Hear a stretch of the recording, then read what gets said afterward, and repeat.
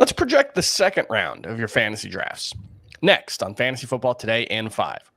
Welcome to FFT in 5. I'm Chris Towers, and I'm here with Dan Schneier, and we're going to talk about players ranked 13 through 24. Dan, you just recorded a podcast on players ranked 1 through 12 for the full episode of Fantasy Football Today.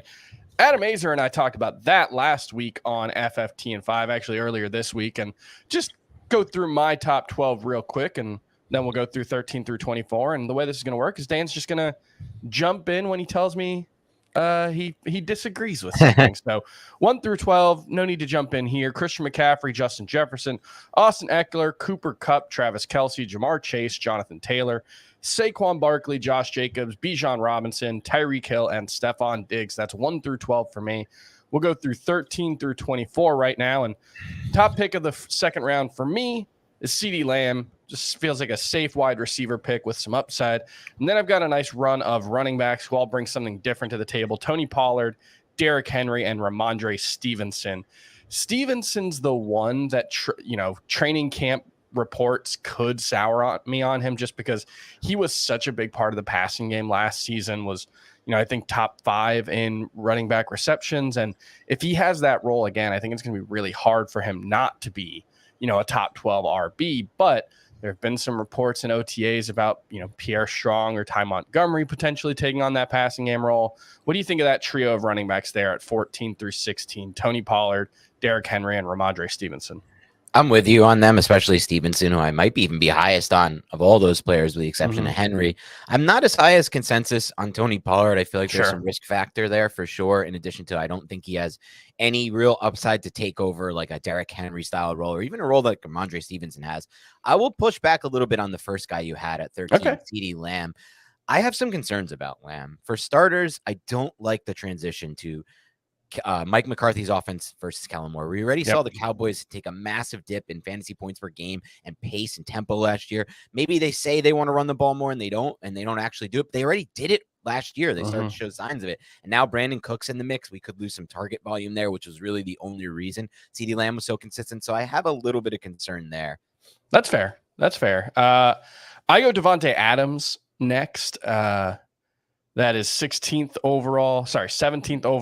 Another guy with major concerns for me, if I can jump in real quick. So I will say this. The target share grew without Rodgers and that rapport, which surprised me. But perhaps that has to do with the fact that Derek Carr and Devontae Adams worked together at Fresno State. It's possible.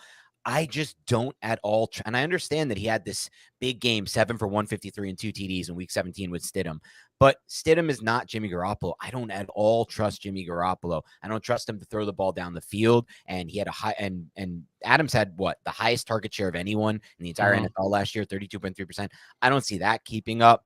I still think he's a great receiver, but I don't trust Garoppolo to get him the ball the same way those past 2 quarterbacks have.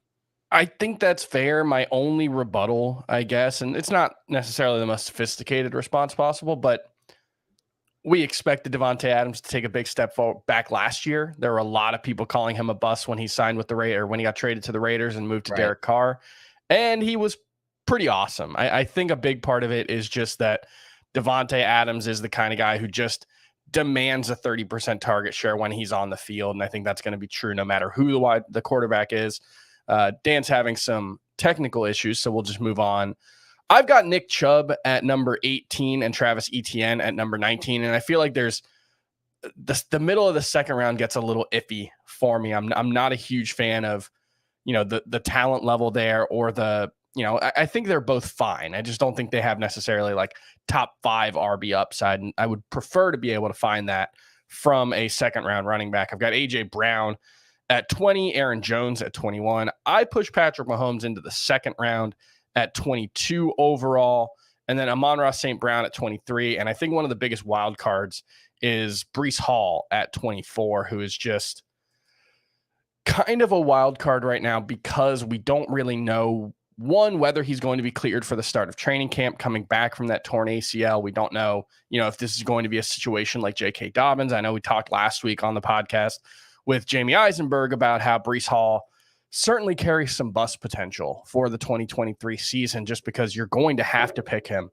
late second, early third round. And if he's the guy he was last season, small sample size, but showed proficiency in the passing game, showed big playability in the running game. That's a Jets offense we expect to take a big step forward. If Breece Hall was 100% healthy based on what we saw last season, I think he'd be a candidate for number 1 overall. And so it's a situation where if he's full go by the start of training camp and he's not going to have any limitations by week 1, I think there's a ton to like about Breece Hall, and he might even move up. But there's also a chance that we get some iffy reports out of training camp that he's not 100% cleared, may not have a full role by week 1, and I start to move him down. So Breece Hall at 24 overall, sort of a placeholder. I feel like it's unlikely he'll end up ranked 24 overall by the time we get to draft season. It's just where he is right now. And that's going to do it for FFT and 5. We'll be back tomorrow. We'll see you then.